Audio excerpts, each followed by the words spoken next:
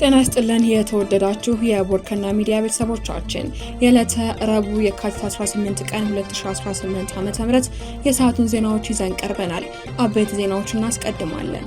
በሰሜን ወሎ ዞን ሲሪንቃ ከተማ በተፈጸመ የከባድ መሳሪያ ጥቃት የአባትና ልጅ ሕይወት አለፈ። በሌላ በኩል የአማራ ፋኖ የአላፍ ወረዳ መቆጣጠሩን አስታውቋል። የዕለቱ ዜናችን ቀዳሚ አካል ነው። ከቻግኒ ወረዳ ወደ ወንበራ መንገድ መዘጋቱንና እገታዎች መፈጸማቸውን የዓይን እማኞች ተናግረዋል። በኦነግ ሸኔ ጥቃት ምክንያት ወንበራ ወረዳ፣ ጎቾር፣ አይሼና ሌሎች ቀበሌዎች ህዝብ ተፈናቅለዋል ተብሏል። በዝርዝር እናደርሳቸዋል። ኢዜማ የብልጽግና ፓርቲ ከነጋዴው ማህበረሰብ በአስገዳጅነት ገንዘብ መሰብሰቡን እንዲያቆም አሳስቧል። ተጨማሪ መረጃዎችን አካተናል። ሲፒጄ በእስር ላይ የሚገኙ ጋዜጠኞች ፍትሐዊና ግልጽ የፍርድ ሂደት እንዲያገኙ አሳሰበ። ዓለም አቀፉ የጋዜጠኞች መብት ተሟጋች ድርጅት ሲፒጄ በሽብርተኝነት ወንጀል የተከሰሱ 4 ኢትዮጵያውያን ጋዜጠኞች ፍትሐዊ፣ ግልጽና ህጋዊ ስርዓቱን የጠበቀ የፍርድ ሂደት እንዲያገኙ ጠይቋል። ሌላኛው የዜና አካላችን ነው። ጠቅላይ ሚኒስትር አብይ ከእስራኤሉ ፕሬዝዳንት አይዛክ ሄርዞግ ጋር ተወያይተዋል። ተጨማሪ መረጃዎች አሉን። ዜናዎችን በዝርዝር እናቀርባለን። በቅድሚያ በሰሜን ወሎ ዞን ሲሪንቃ ከተማ በተፈጸመ የከባድ መሳሪያ ጥቃት የአባትና ልጅ ህይወት አለፈ። በሌላ በኩል የአማራ ፋኖ የአለፋ ወረዳን መቆጣጠሩን አስታውቋል። የመንግስት ጦር በአካባቢው በፈጸመው የከባድ መሳሪያ ጥቃት አንድ የ65 ዓመት አባትና አንዲት የ23 ዓመት ወጣት መገደላቸውን የአካባቢው ነዋሪዎች ለቦርከና ተናግረዋል። ነዋሪዎቹ ለቦርከና በሰጡት አስተያየት የከባድ መሳሪያ ጥቃቱ በመኖሪያ ቤት ላይ መድረሱን ገልጸዋል። ሁለቱ ግለሰቦች ህይወታቸው ያለፈው በቤት ውስጥ ስለነበሩ እንደሆነ ገልጸው ሌሎቹ የቤተሰብ አባላት ከቤት ውጭ በመሆናቸው ከጥቃቱ መትረፋቸውን አስረድተዋል። በአካባቢው የነበረው ተኩስ ከባድ እንደነበር የገለጹት ነዋሪዎቹ ከአዲስ አበባና ከደሴ የመጡ ተጓዦች መንገዱ በግጭቱ ምክንያት በመዘጋቱ ህይወታቸውን ለማትረፍ ከተሽከርካሪ ወርደው በመኖሪያ መንደሮች ለመግባት መገደዳቸውንም አብራርተዋል። የዓይን እማኞቹ የከባድ መሳሪያ ጥቃቱ የደረሰው ሰሞኑን የፋኖ ኃይሎች በወልዲያ ከተማ ዙሪያ ሰፍሮ የሚገኘው የመከላከያ ኃይል ላይ ጥቃት ማድረሳቸውን ተከትሎ መሆኑን ገልጸዋል።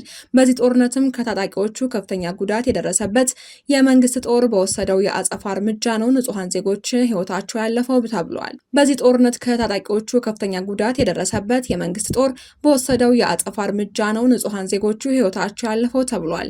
በሌላ በኩል የአማራ ፋኖ የአለፋ ወረዳን መቆጣጠሩን አስታውቋል። የአማራ ፋኖ ብሔራዊ ንቅናቄ በአለፋ ወረዳ ሻሁራ ከተማ የመሸገውን የመንግስት ጥምር ኃይል መደምሰሱንና የወረዳዋን ከተማ በቁጥጥር ስር መዋሉን አስታውቋል። አፈብን ሰሜን አማራ ቀጠና በላይ ዘለቀ እዝ መይሳው ካሳ ሁለተኛ ኮር በአርበኛው ማንዴላ ያዩና ሌሎችም የኮርና የኮር ከፍተኛ አመራሮችን ያካተተ ዘመቻ መፈጸሙ ተገልጿል። ንቅናቄው አራቱንም ክፍለ ጦር ማለትም ካራማራ ክፍለ ጦር፣ አድዋ ክፍለ ጦር፣ ኦሜድላ ክፍለ ጦርና ፊት አውራሪ ገበየው ክፍለ ጦር እንዲሁም አርበኛ ሚሊያስን ጨምሮ የካቲት 15 ቀን 2018 ዓ.ም ከቀኑ 7 ሰዓት የጀመረው እልህ አስጨራሽ አውደ ውጊያ 5 ሰዓት በወሰደ አውደ ውጊያ የአገዛዙን ጥምር ሰራዊት በመደምሰስ ከተማዋን መቆጣጠር ተችሏል ነው ያለው። በጀግኖች መስዋዕትነት ከተማዋን ከመቆጣጠር ባሻገር ዲሽቃዎች፣ ብሬኖች፣ ስናይፐሮች፣ በርካታ የነፍስ ወከፍ መሳሪያዎች፣ በርካታ ተተኳሾች፣ ተሽከርካሪዎችና አገዛዙ የሚጠቀምባቸው ቁሳቁሶች በቀላሉ በእጃችን ማስገባት ችለናል ብለዋል። በዚህ እልህ አስጨራሽ አውደ ውጊያም ነበልባሎቹ የመይሳው ካሳ ክፍለ ጦር ከ7 በላይ ትልልቅ የቁም ምሽጎችን በመሰባበር በርካታ ቁጥር ያለው የአገዛዙ ሰራዊት ላይ እርምጃ ተወስዷል ተብሏል። ይህ በእንዲህ እንዳለ አገዛዙ ለግል ጥቅሙ በግዞት የታሰሩ በርካታ እስረኞችን ማስፈታት ተችሏል ሲልም አስታውቋል።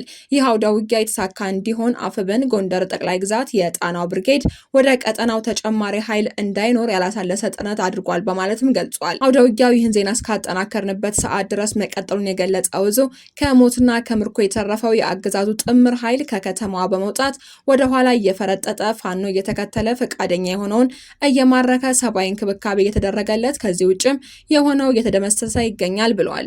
አፈብን ሰሜን አማራ ቀጠና በላይ ዘለቀ እዝ መይሳው ካሳ ኮርና በዚያ አውደ ውጊያ አገዛዙ የሚተማመንበት የድሮን ቅኝት ከምንም ሊያድነው አልቻለም ያለው የንቅናቄው መግለጫ ከ2 ጊዜ በላይ የድሮን ሙከራ ተደርጎ እንደነበርና ጉዳት እንዳልደረሰም ጠቁሟል። አሁን ላይ ግዳጃችንን ስላልጨረስን የድል ዜናችንን በቁጥርና በአይነት በዝርዝር የምናሳውቅ ይሆናል ብለዋል። ከቻግኒ ወረዳ ወደ ወንበራ መንገድ መዘጋቱንና እገታዎች መፈጸማቸውን የዓይን እማኞች ተናገሩ። በኦነግ ሸኔ ጥቃት ምክንያት ወንበራ ወረዳ ጎቾሬ፣ አይሺ እና ሌሎች ቀበሌዎችም ህዝቡ ተፈናቅለዋል ተብሏል። አብዛኛው ተፈናቃይ ወደ ደብረ ዘይት ከተማ ለመሄድ መገደዱም ተገልጿል። በቤንሻንጉል ጉሙዝ ክልል መተከል ዞን ወንበራ፣ ቡለንና ድባጤ ወረዳዎች መንግስት ሸኔ ሲል የሚጠራውና ራሱን የኦሮሞ ነጻነት አውጪ ብሎ በሚጠራው ታጣቂ ኃይል መካከል ዳግም በአገረሸው ጥቃት ህዝቡ እየተፈናቀለ መሆኑን ነዋሪዎች ገልጸዋል።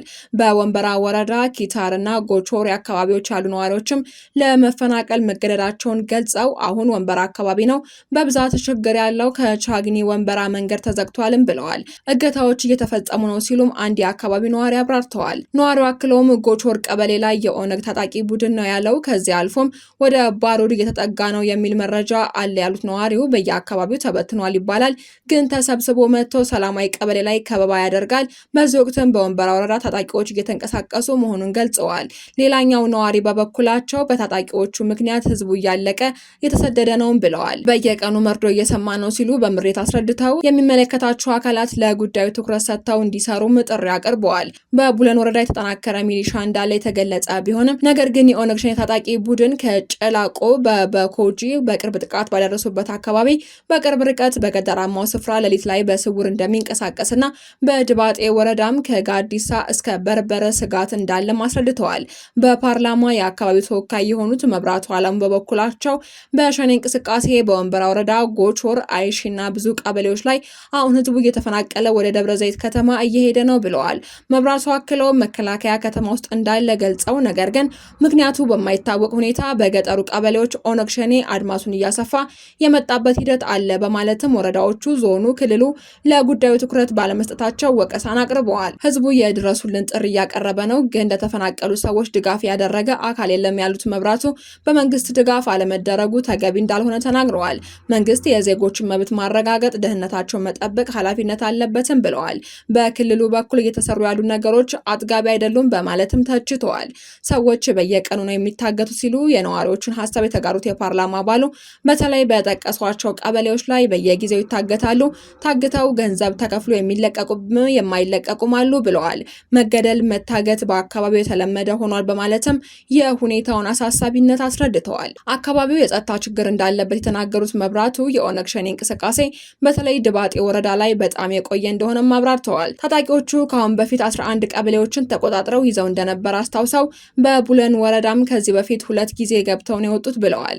በእነዚህ ቀበሌዎችን በገቡበት ወቅት ባንኮችን በመዝረፋቸው እስካሁን ዳግም እንዳልተከፈቱ አክለዋል። መብራቱ በቅርቡ በነበረው የፓርላማ ውሎ ላይ የመተከል የጸጥታ ጉዳይ እየተባባሰ በመምጣቱ በአካባቢው ያለው የጸጥታ ኃይል ቅንጅት ይፈተሽ የሚል ሀሳብ ለጠቅላይ ሚኒስትር አብይ አህመድ ማቅረባቸውን አስታውሰው እስካሁን ምላሽ አላገኘንም ሲሉ ገልጸዋል።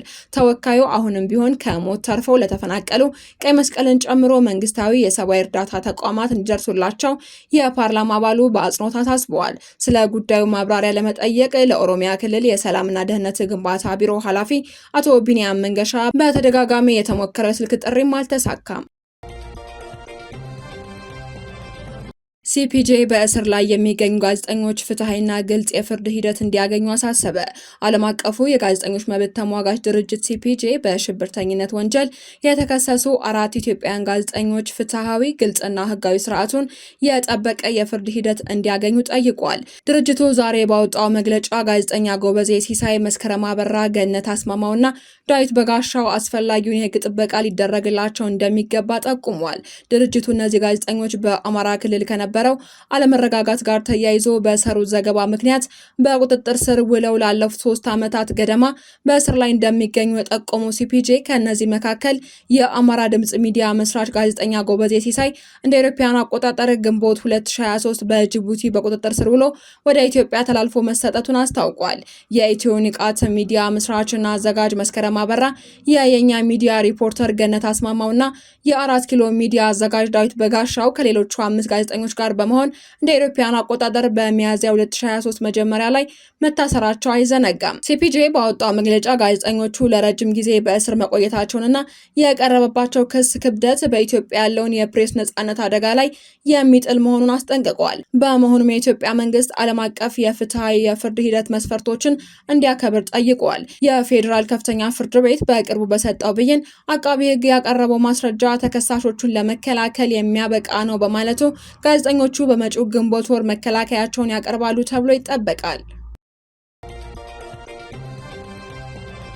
ኢዜማ የብልጽግና ፓርቲ ከነጋዴው ማህበረሰብ በአስገዳጅነት ገንዘብ መሰብሰቡን እንዲያቆም አሳሰበ። የኢትዮጵያ ዜጎች ለማህበራዊ ፍትህ ፓርቲ ዛሬ ባወጣው መግለጫ ለሰባተኛው ሀገር አቀፍ ምርጫ በምርጫው የሚሳተፉ ሀገር አቀፍና ክልላዊ ፓርቲዎች በምርጫው ላይ ጉልህ ተሳትፎ ለማድረግ የድርሻዎችን ዝግጁነት እያደረግኩ ይገኛል ብለዋል። ከዝግጅቶቻቸው መካከልም ዋነኛው ለምርጫ የሚያስፈልጋቸውን ገንዘብና ሀብት ከአባላቶቹና ከደጋፊዎቹ በተቀመጡ የህግ አግባብነት መሰረት ማሰባሰብ አንዱ እንደሆነ ይታመናል ያለው ኢዜማ ይህ የገንዘብና ቁሳቁስ ማሰባሰብ ሂደት የሀገሪቱን የፋይናንስ አሰራር ስርዓት እንዲሁም ብሔራዊ ምርጫ ቦርድ የፖለቲካ ፓርቲዎችን የሀብት አሰባሰብን በተመለከተ ያስቀመጣቸውን ጥብቅ የህግ ድንጋጌዎች ባከበረ መልኩ መሆኑን ይኖርበታል ሲልም አሳስበዋል። ኢዜማ ደርሶኛል ባላቸው ተጨባጭ መረጃዎች ግን ብልጽግና ፓርቲ እነዚህን የህግ ድንጋጌዎች በጣሰ መልኩ በማናለብኝነት መንፈስ ከፍተኛ ገንዘብ አባል ካልሆኑ ነጋዴዎችና ባለሀብቶች በግዳጅ እያሰባሰበ እንደሆነ ደርሰንበታል ሲል ወንጅሏል።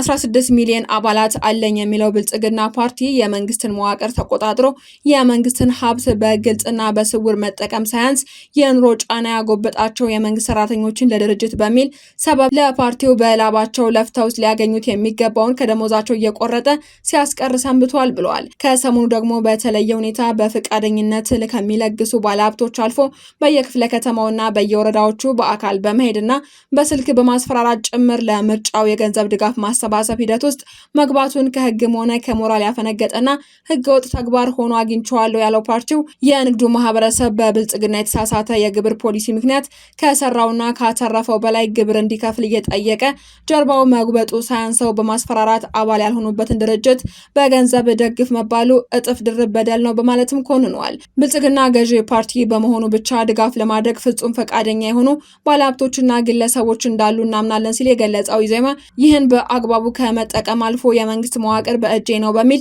ተገቢ ያልሆኑ ማን አለበኝነት የሚደረጉ እንቅስቃሴዎችን ዛሬ ሳይሆን ነጋችን ይጎዳሉ፣ የመድብለ ፓርቲ ስርዓት ግንባታ ተስፋችን ያጨልማሉ ሲል አስታውቋል። ኢዜማ ሁሉም ኢትዮጵያውያን ለዲሞክራሲ ስርዓት ግንባታ የድርሻቸውን እንዲወጡ ፍላጎት አለው። ሁሉም በእጁ የሆነው ገዢ ፓርቲ ብቻ ሳይሆን የፖለቲካ ፓርቲዎች በጋራ ሊጠቀሙበት የሚችል የምርጫ ፈንድ ቢቋቋም ተገቢ ነው ያለ ሲሆን ገዢ ፓርቲ ለመድብለ ፓርቲ ስርዓት ያለውን ቁርጠኝነት ለማሳየት ያለኝ ይበቃኛል በማለት ሌሎች ፓርቲዎች ዜጎች እንዲያግዙ የመድብለ ፓርቲ ስርዓቱን ደግፉ ብሎ በይፋዊ መግለጫ እንዲሰጡና እንዲያበረታታ ሲጠበቅበት በእነዚህ አይነቱ ህገወጥ ተግባር መሰማራቱ እጅግ አስነዋሪ ነው በማለትም አጣጥሎታል። ብልጽግና ለዲሞክራሲ ስርዓት ግንባታ ያለው የተንሸዋረረ ግንዛቤ እንዲሻሻልና ከኢዲሞክራሲ አካሄዶች እንዲቆጠብ የጠየቀው ኢዜማ በአዋጅ የእነዚህ አይነቱ ህገወጥ ተግባራት እንዲቆጣጠር ስልጣን የተሰጠው የኢትዮጵያ ብሔራዊ ምርጫ ቦርድ ይህንን ጉዳይ ትኩረት ሰጥቶ ሊያስቆመው ይገባል እንላለን በማለትም አሳስበዋል። ግመል ሰርቆ አጎንብሶ በሚያስብል ደረጃ ያለን የገዢውን ፓርቲን ጉልህ ግድፈት በዝምታ ማለፍ ትክክል ካለመሆኑም በላይ በህግ የተሰጠን ኃላፊነት በአግባቡ አለመወጣት ነው ብለን እናምናለን ያለው ፓርቲው ለዛሬ ሳይሆን ለነገ ትውልድ ስንል ስርዓትንና ህግን ማክበር ማስከበር ይኖርብናል ብለዋል። ህግን እንዲያከብርና እንዲያስከብር ስልጣን የተሰጠው የመንግስት አካል የተሰጠውን ስልጣን ተገን በማድረግ የዲሞክራሲ ስርዓትን የሚያቀጭጭ መንገድ የሀገርንና የህዝብን ሀብት ለፓርቲ ዓላማ የመዋል ተግባሩን ያወገዘው ኢዜማ በህግ አምላክ እንላለን ያለ ሲሆን በድጋሚ ብልጽግና ለመድብለ ፓርቲ ስርዓት መጎልበት እንጥፍጣፊ ፍላጎት ካለው ህግን በማክበር በተግባር እንዲያሳይም ኢዜማ ጠይቋል። ጠቅላይ ሚኒስትር አብይ አህመድ ከእስራኤሉ ፕሬዝዳንት አይዛክ ሄርዞግ ጋር ተወያዩ።